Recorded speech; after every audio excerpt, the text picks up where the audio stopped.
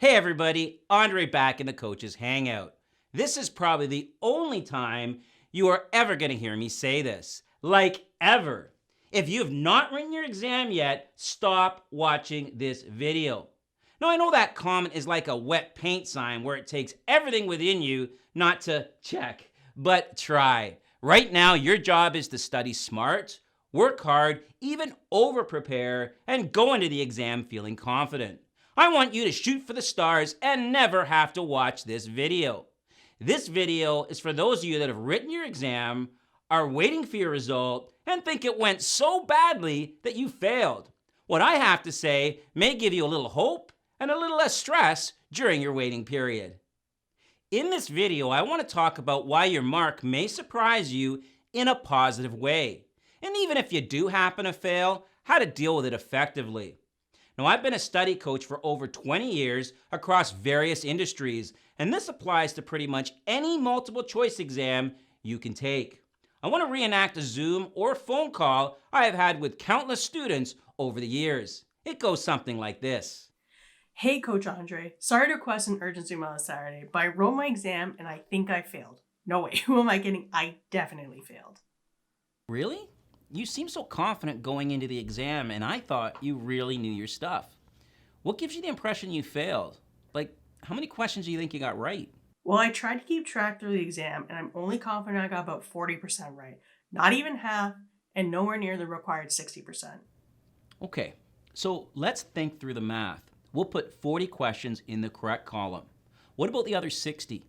Could you narrow down the answers at all? Of course, most of those questions I can narrow down to about 2 answer choices. Okay, so if you accurately narrow questions down to 2 possible answers, it then becomes like a true-false question, and statistically, you should get half right. Did you do that? Did you then randomly guess? Of course not. There is usually something pulling me towards the answer I selected. Okay, so we already got 40 in the correct column, and if you get half, and possibly more, of the other 60 questions right, that's another 30 plus marks. And 40 plus 30 equals 70. For most multiple choice exams, Marina, that's a solid pass. Well, thanks, Coach Andre. I never thought of it that way, and I feel a lot better now.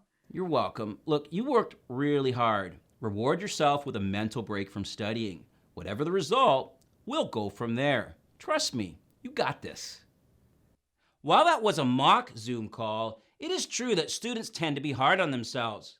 When they make comments like they are only confident about X number of questions, that is only their perception after a stressful experience. Let's face it, very few people enjoy writing exams. Students are more likely to remember concepts that they really struggled with because that is where they spent a lot of time. They tend to forget all the questions they answered confidently, often in a matter of seconds.